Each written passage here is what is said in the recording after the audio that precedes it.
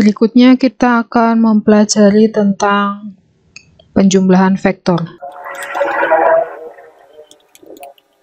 Yang pertama, penjumlahan segaris yang searah,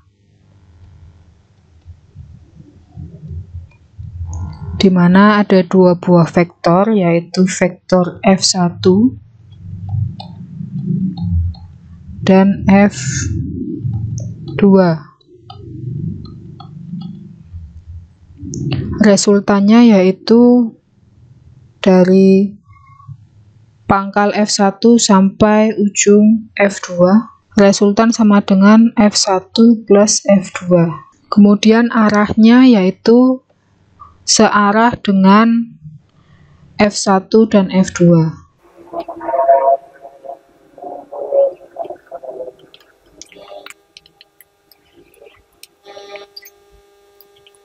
Penjumlahan vektor berikutnya yaitu gaya segaris berlawanan arah, di mana vektor F1 ke kiri arahnya, kemudian vektor F2 ke kanan. Bagaimanakah resultannya? Resultannya yaitu gaya yang lebih besar dikurangi dengan gaya yang lebih kecil. Dimana di sini dicontohkan misalnya F2 itu sama dengan 3 Newton, kemudian F1 sama dengan 2 Newton, maka resultannya akan mengarah searah dengan F2. Jadi resultannya sama dengan 1 Newton, arahnya searah dengan F2.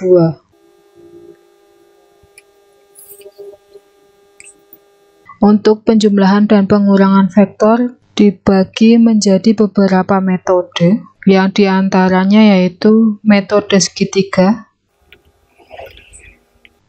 Di sini saya punya satu buah vektor A, arahnya ke kanan. Kemudian vektor B membentuk sudut theta.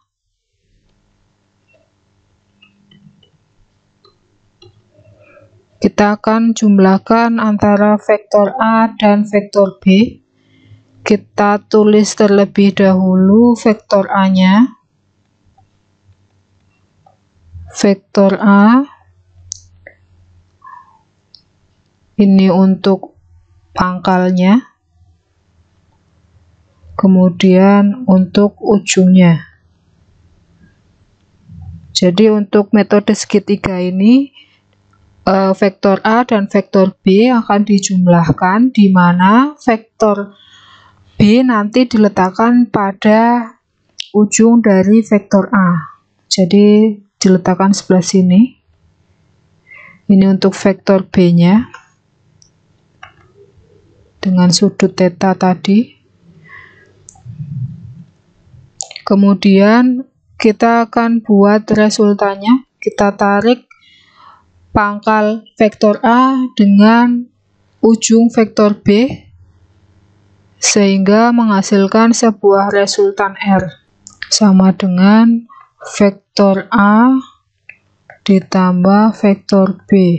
Untuk pengurangan maka rumusnya vektor A dikurangi dengan vektor B, atau sama dengan vektor A dijumlah dengan min vektor B.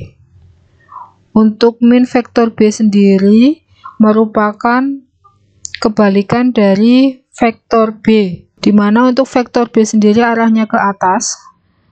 Ketika vektor min B maka arahnya akan ke bawah. Ini min B. Kita gambarkan vektor A-nya dulu. Kemudian berikutnya kita gambarkan vektor min B yang merupakan lawan atau kebalikan dari vektor B. Ini untuk vektor min B. sehingga resultannya kita peroleh dari pangkal A menuju ujung min B. Di sini resultannya. Sehingga resultan sama dengan vektor A min vektor B. Metode berikutnya yaitu metode poligon. Di mana metode poligon di sini saya mempunyai 3 buah vektor, yaitu vektor A yang arahnya ke kanan, kemudian vektor B yang membentuk sudut theta, kemudian vektor C yang terbentuk dari sudut alfa. Dari ketiga vektor tersebut kita akan jumlahkan. Kita akan menggambar terlebih dahulu vektor A-nya. Kemudian kita letakkan vektor B pada ujung vektor A. Ini untuk vektor B-nya. Kemudian untuk vektor C-nya kita letakkan pada ujung dari vektor B. Untuk resultannya kita tarik garis dari pangkal vektor A menuju ujung vektor C. Jadi ini untuk resultannya sama dengan vektor A plus vektor B plus vektor C. Ini untuk metode poligon. Kemudian untuk latihannya yaitu menggambarkan dengan menggunakan metode segitiga dari vektor F1 sama dengan 10N dengan arah membentuk sudut 30 derajat dan F2 sama dengan 8 Newton membentuk sudut 90 derajat.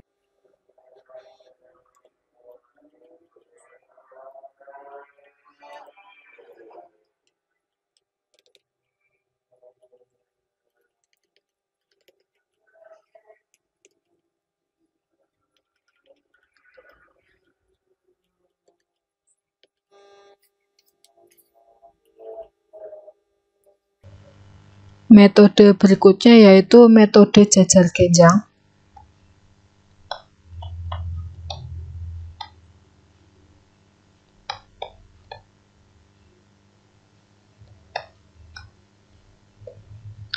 Di sini saya punya 2 vektor, sama seperti sebelumnya, yaitu vektor A yang arahnya ke kanan, kemudian vektor B yang terbentuk dari sebuah sudut theta,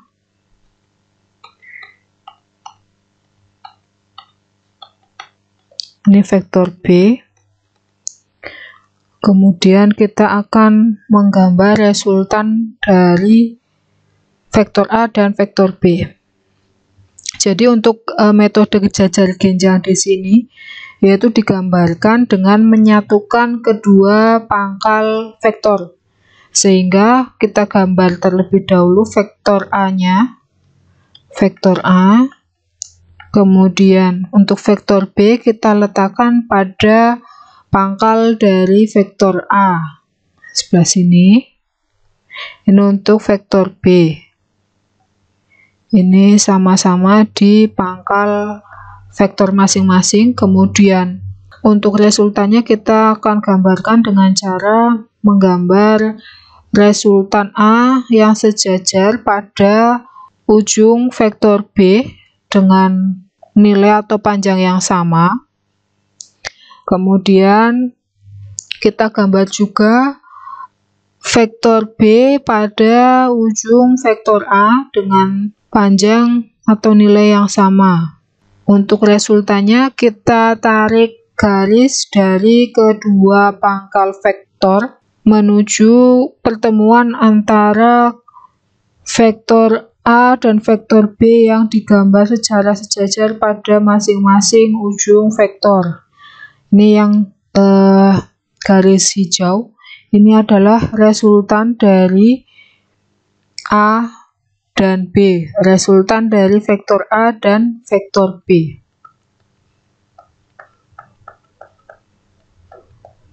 Berikutnya saya punya satu buah vektor lagi, di mana vektor ini terbentuk dari sebuah sudut alfa, yaitu vektor C. Antara vektor A dan vektor B membentuk sebuah resultan. Nah, di mana nanti resultannya akan kita jumlahkan dengan vektor C. Saya akan gambar terpisah resultan antara A dan B.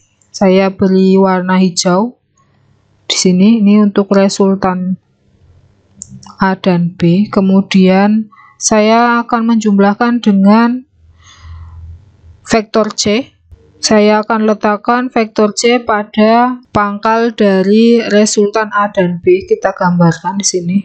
Saya beri warna orange. Sini untuk vektor C-nya.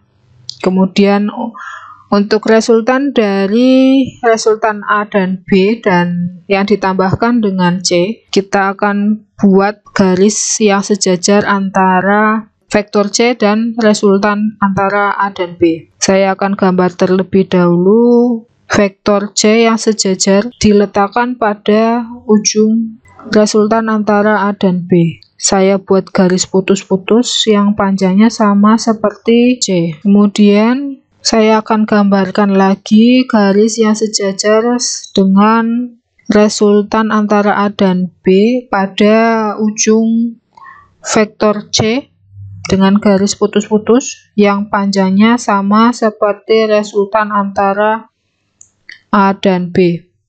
Untuk resultan totalnya yaitu sama seperti pada vektor A dan vektor B. Kita tarik garis dari ujung kedua vektor ke titik pertemuan antara ujung kedua vektor. Saya tarik garis di sini. Ini untuk resultan total antara resultan A dan B dengan vektor C. Jadi ketika akan dijadikan satu, maka saya akan tuliskan pada gambar yang sebelumnya ya. Ya, di sini ditambahkan di sini. Ya, ini resultan antara vektor C dengan R. C dengan R, resultan total. Sama dengan vektor R ditambah dengan vektor C.